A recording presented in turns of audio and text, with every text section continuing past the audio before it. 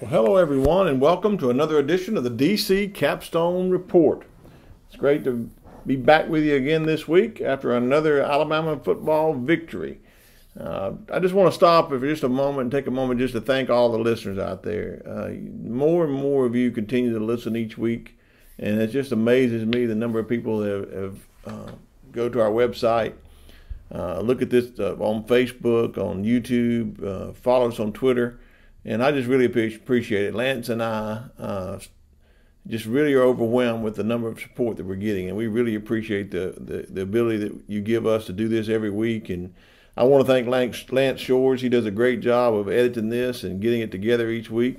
And I just want to thank all the listeners who out there allow us to talk for about 20 minutes each week about Alabama football. And the ability to do this is a privilege, and I just really appreciate it. So today on the podcast, we're going to take a look at our first segment and review the game against Tennessee. In our second segment, we're going to name our outstanding standout players of the game against Tennessee. In our third and final segment, we're going to take a look at the homecoming game this coming Saturday against the Arkansas Razorbacks.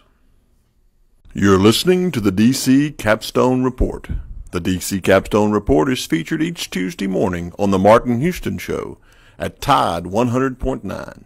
You can listen live at Tide100.9.com. Well, here in the first segment, we'll take a look and review the game against Tennessee. Well, the number one topic everybody's talking about is the injury to quarterback Tua Tagovailoa. Yeah, in the game against Tennessee, Tua went down with an injury. Now, we've all been wondering if he was going to make it through this season without any injuries. He kind of got banged up last year. It looks like he's gotten injured at his ankle. Had really a rough time in the season. He went out with an injured ankle. He went to the locker room, went to the hospital with MRI, and he had that tightrope procedure on his ankle, that surgery that they do to shore up the ankle on Sunday morning. So his time frame, he wants to be back for the LSU game. That's what he says. But everyone that I've spoken with tell me that this tightrope procedure, in order to come back 100%, takes about 4 weeks to do this. If Tua comes back for the LSU game, it looks like he's going to be about 2 weeks, maybe 18 days from the time that he has the surgery. So it's going to be difficult for him to come back that fast. So you put it in perspective, the reason I don't think that he'll be back, Jalen Hurts had the same procedure at about the same time in the season when he was had a game and then an off week and then LSU. And at that LSU game, Jalen Hurts was dressed out, but he was barely moving and he was really sore and just really wasn't able to play in that game had he have had to play. So I don't know. Everybody is different. So I hope he's back by the LSU game, but he's definitely out for the Arkansas game, and that injury really took a toll on the offense because with Tua is such a big part of the offense. When he went out, our offensive production went down. Mac Jones is a capable backup. He came into the game, but I've heard some people detracting from his performance, didn't think he did a good job. But all the listeners out there need to remember this. He went in a game very quickly. He didn't have a chance to warm up. He looked much better in the second half than he did when he came in the first half. He short-armed some balls. He made some wrong reads. But I believe this. I believe he's a capable backup, and as I preview the Arkansas game, I'm going to tell you why I really think that we have a good chance against Arkansas with Mac Jones as quarterback to really do as well as we would have if Tua had been in the game against Arkansas. Well, getting back to the game, it kind of put a damper on the game when Tua went out, but he went out, we had a lead. Come back in, Mac Jones plays pretty well, and we're able to get a victory against Tennessee. It was touch and go there. They were driving, and they were about to score when their quarterback fumbled in the end zone. Trayvon Diggs picks it up, runs it back 100 yards for a touchdown, and that really kind of sunk the boat for Tennessee in that game. The one thing I want to focus on is our defensive performance. I heard some people talking. I heard some people on the internet putting some things on Facebook on different things about how bad our defense looked. Now, that could be nothing further than the truth on that. The truth is our defense has improved in the last 3 games phenomenally. and they really looked good against Tennessee. I think we gave Tennessee less credit than they deserve. I think they're a much better team, much better coach team than we thought they were. And they came in with a really big passion to try to beat Alabama. And they did a good job of preparing for the game. And they wanted to play with passion. And they were up for this game. But Alabama's defense goes on in this game to hold Tennessee to less than 174 yards passing and less than 150 yards rushing, which I think it was a really good opportunity in this game to show our defense, just show what we're made of. I think our defensive linebackers, they're young, Christian Harris and Shane Lee. I believe a couple of times when Tennessee gashed us with some long runs, they just missed the gap. They were in the wrong gap. I think we can get that fixed. So I think our defense played overall well in this game, and I was very proud of them. Our offense, I think we got back to the running the ball. It's the third straight week that Najee Harris has had over 100 yards. And our offensive line has really, really improved. I love what our coaches are doing with the jumbo package. We got our former center Chris Owens and a former lineman and Randolph in a jersey with a number for a tight end, bringing them in for extra blocking. And so they're doing a really good job of that jumbo package. It really gets our blocking much better. Landon Dickerson's move to center seems to be solidified. It's made gel this line with Landon Dickerson at center, with Deontay Brown at guard and Evan Neal at guard. When Evan Neal went out for a few plays, Emil Ikior came in, did a real good job as his backup. Alex Leatherwood, Chedrick Wills, fantastic play at the tackle position. So all across the board, Alabama is really looking good in the offensive line. And I can't stop without talking about the special teams. I have downed the special teams. I've talked bad about the special teams as far as our specialists and our punter and kicker. But in this game, another unfortunate injury. Will Reichard, who is coming back from a hip flexor injury, warmed up well, went out to kick his first ball and hurt his hip again in the same hip flexor that he hurt before. And that allowed a freshman walk-on to come into the game, and our punter, Ty P. Ryan, did a fantastic job. He punted for over 50-yard average, hit one for close to 56 yards, and made the tackle after a 15-yard gain on that very, very punt. So Ty P. Ryan was a real good addition to the team, and he'll do well down the road as we continue to play in our SEC games. Overall, a good game against Tennessee, good victory. I thought our defense played well. Good to see our punter doing well. Our specialist made all of his kicks on extra points, and that was good. So just great to see the team bounce back from losing the starting quarterback and finishing out the game, and defense really carrying us to victory in the second half of that game. So overall, I hate we lost Tua. I hate we lost Will Reichard. And Will Reichard's his injury might be worse. It might be lost for the rest of the season. Just don't know for sure in that, but it's a very difficult injury to come back from for a kicker. So overall, good game against Tennessee. Bad that we had the injuries. And the other thing I haven't mentioned against Tennessee games, bad on penalties. And I can't lay all the blame on Alabama on this. I never talk about officiating, but this is probably one of the worst officiated games on both sides I've seen. Some bad calls for Tennessee, bad calls for Alabama, some things that weren't called for both teams. Just not sure where the officiating crew was in this game, and just feel like the penalties kind of made the game slow down a little bit for both sides. So, again, just the overall picture, good on the offense, really good on the defense, and glad we found a punter on special teams after the Tennessee game.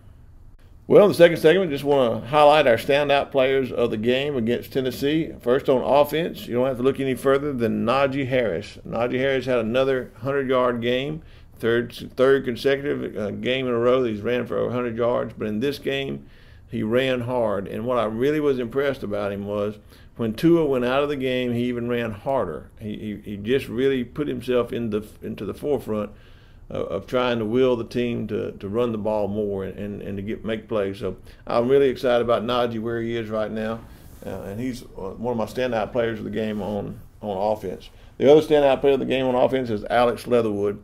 Probably played his best game as a tackle this year. I think he made a standout player of the game for the SEC for his first time. I don't think he had any pass protection breakdowns. He did really good in his run blocking. This line that we have right now, I found out today that they've been picked as midseason notice of midseason for the Joe Moore Award, the award given to the best offensive line in the country. I think this is really good for this offensive line to get some notice across the nation now that they've gelled into Landry Dickerson at center, Evan Neal and Deontay Brown at guards, and Alex Leatherwood and Jedrick Wills at the tackles. I think there's really coming together, and it really looks good for us down the line. So Alex Leatherwood is my other offensive standout of the game. On defense, Terrell Lewis really upped his game with the pressure from the outside. I think he did a real good job in this game. His motor is running high. His intensity level is up, and really did a good job rushing and getting a couple of sacks in this game, putting pressure on the quarterback at other times. So I look for him to continue that. And the more he does that, the better our defense looks each week. The second defensive player of the game is Trayvon Diggs. Trayvon Diggs did a really good job in pass coverage. He got called for a pass interference penalty, which I don't think was a penalty.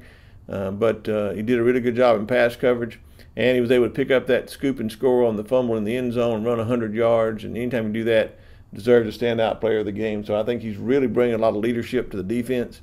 And him, along with Xavier McKinney in that defensive backfield, really is a formidable foe for the teams that we have to play coming down the line. So Trayvon Diggs is a standout player on defense. And a standout player on special teams has to be the freshman, Ty Perine. I want to take an opportunity to talk about him. Really kind of undiscovered. Not many people knew about him. There's some folks that I knew that had been watching him practice. He's been booming the ball in practice. Some coaches that I talked to that saw him in high school, we played for Prattville, really kicked the ball under pressure really well at Prattville. Had gone to a lot of the camps, had some offers to go on scholarship places, but chose to walk on close by here at the University of Alabama. So I thought in warm-ups, as I was watching before the game, I could tell that he was poised to play in this game should he be called upon, because he was booming the ball in warm-ups. It looked like that the coaches had talked to him about his opportunity might come, and he really was looking good in warm-ups. When Will Riker went down after that first punt, where he hurt his hip flexor muscle again, Ty Perine went in, kicked the ball, and his first punt sailed 45 yards. His second punt went 56 yards. I think got an average of 50 or 51 yards. He even made the tackle on his second punt. I just can't say enough about a young freshman who comes in and kicks the ball like that. He got an ovation throughout the stadium just because of his ability to kick the ball. And we got really spoiled here with J.K. Scott booming the ball, and it's been hard to find another kicker. But I think we found our kicker for the rest of the year. Perine can really change the field, flip the field, and I think down the road against Arkansas, against LSU, against Auburn, we're going to need a punter when we aren't able to move the ball to flip the field and get a better field position. So I think Ty Perine is my special teams player of the game for his great punting in this game against Tennessee. So just to recap, players of the game: Najee Harris and Alex Leatherwood on offense, Terrell Lewis and Trayvon Diggs on defense, and Ty Perine, the freshman walk-on from Prattville High School, on special teams. Well, in the third segment here, we're going to take a look at and preview the upcoming match against the Arkansas Razorbacks. Well, it'll be homecoming here at the Capstone. Going to be a 6 o'clock kickoff in Bryant-Denny Stadium. I didn't get a chance to talk about the lights in the Tennessee game, but the light show at the Bryant-Denny Stadium was great. It was great live in person, me being there. And then when I watched it back on the television later, it was just a great show on television as well. So if you hadn't had a chance to see the lights, another opportunity to catch them under the lights at 6 o'clock in Bryant-Denny Stadium for homecoming. A lot of homecoming activities if you're coming to town. A lot of things going on in the quad, a lot of family-friendly tailgate going on. We got a lot of alumni in town. Just another great time to showcase the University of Alabama Capstone. So the game against Arkansas, Arkansas is not doing very well this year. They're down, but they've made some improvements recently. Texas A&M took them late in the game, held their own against Auburn in the first quarter. So they have some opportunities to make some plays. But I think the game against Arkansas sets up really well for us to have Mac Jones as our backup coming in to play. The reason I say that is I believe Arkansas gave up over 200 yards rushing to Auburn, and Auburn was without their number one tailback in that game. They had a running back by committee that ran against Arkansas and gained 60, 70, 80 yards apiece, amassing their over 200 yards rushing in that game. So I look for Alabama's running game to really get off in this game against Arkansas. And I think that sets up Mac Jones really well in this game. Now, Mac Jones what's going to be different about him in this game is in the last game you saw him come in having to play didn't expect to play. He had prepared to play, but he had gotten the reps in practice with the second team. In this week, he's going to have a whole week of reps in practice with the first team. He has a better chance to get comfortable with the receivers, get comfortable with the route running. And I believe that they're going to tailor the offense for Mac Jones against Arkansas to run the ball a little more, lean on Najee Harris, lean on Brian Robinson. Both of those are very capable runners. Lean on this newly gelled offensive line that seems to be giving a good push. And I think we're going to run the ball, and that's going to set up some great passing opportunities for Mac Jones. Mac Jones does well under center. He plays well under center. He has a great fake for the play-action pass fake, great ball fake. So I look in this game for us not to abandon the passing game, but use it to our advantage with Mac Jones' skill set, and that's to run more running plays with Najee Harris and Brian Robinson, more running plays. And I look for us to throw off those runs, maybe throw to a running back out of the backfield. Maybe Miller's Forstall has a big game, some easy passes to the tight end. That's every backup quarterback's friend, that tight end who gets open out in the flat, running back that gets open in the flat. I look for Mac Jones to be eased into the passing game with some short passes. And then once we establish that running game in the first quarter, I look for us to go downfield to some of these great wide receivers that we have. With Mac Jones' arm, he can throw the ball deep and put us in a position to make some big explosive plays in the passing game with our play-action passing. So that's how I see it playing out. Others have said, hey, we're going to just throw it all over the field. Mac Jones can do it. I know he can. He's capable of doing that. But I really believe that we can take advantage of his skill set by putting him under center and doing a play-action passing game, which Sarkisian is really comfortable with as he ran in the pros with the Atlanta Falcons. So I look for us to do that on offense. I believe another thing to watch for on offense, and this is something that's a little different for Alabama, a little out there, but this is the perfect opportunity to maybe get Talia Tagovailoa in the game in the second half if we're ahead enough, to get him some reps in the game in case Mac Jones goes down. We're at our third string quarterback then.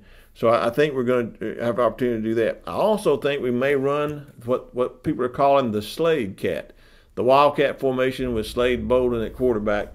In Tennessee we ran that in the goal line. We got a touchdown out of it with a passing play. I'm looking for us to maybe run some of that Wildcat. I look for us to run some more gadget plays or trick plays if we get up. If we get up on Arkansas, I think, and become comfortable, I believe they're going to throw maybe some gadget plays, some trick plays, some kind of formation, some kind of play that we haven't seen before out of Alabama this year. Why we do that? I think Coach Saban is always coaching if he has the opportunity to give something out there for the next game, for the next team, which just happens to be LSU Tigers, just happens to be them, to give them something to think about. So you got a new quarterback in Mac Jones they may have to prepare for, maybe show them a little bit of Talia that they may have to prepare for, and then show them a little bit of the Slade Cat that they may have to prepare for that Wildcat. And then maybe work in a wrinkle or two in the offense. I look for Alabama to do that to kind of show LSU, if we get up enough in this Arkansas game, and there's no guarantee of that, but if we do, maybe show some different things, different looks, and different formations to show LSU some different looks that they'll have to prepare for the next game. On defense, I think Arkansas has some motion. They have some movement. Our young linebackers are going to have to be disciplined. They've got to stay in their gaps. That's the one thing they're going to have to improve on in practice after the Tennessee game, is stay in their gaps. Make sure that they don't let their big running back, Ryan Board, he has the opportunity to gash us for a long play. So I think if we can stay in our gaps in this game, we can stop their running game. They didn't run very well against Auburn. They didn't pass a lot for yards as well. So I think our defense matches up good against Arkansas. For some reason, in games past, Arkansas has always given Alabama a good game, a tough game. But I think being at homecoming, underneath the lights, I believe our team is going to rally around Mac Jones. I've already seen some tweets going out today from Alex Leatherwood, from Raekwon Davis, some current players talking about how much improved Mac Jones is, how good he is. I've seen Mac Wilson tweet today about, hey, give Mac Jones a chance. He can do it all, and the airback support him. So I think the team's going to rally around Mac Jones. They're going to be up. There are going to be some leaders that really lead, like Najee Harris, to run the ball with a more aggressive nature, with our line being more aggressive, our defense being more aggressive against Arkansas, to really go out and get us a good victory in this game. So I don't think our offense goes off too much. I don't think we lose much in our point total. I look for Alabama to go in against this game and beat the Arkansas Razorbacks Saturday night on homecoming. Mac Jones has a good game. Najee Harris has a great game. And we come out of this with a big victory. Alabama 52, Arkansas 10. Well, that's it this week for the DC Capstone Report. It's a pleasure again. As I said in the beginning, it's a privilege to be able to have you listen to us each week, and we look forward to doing this. Until next week, this is DC with the DC Capstone Report. Roll Tide.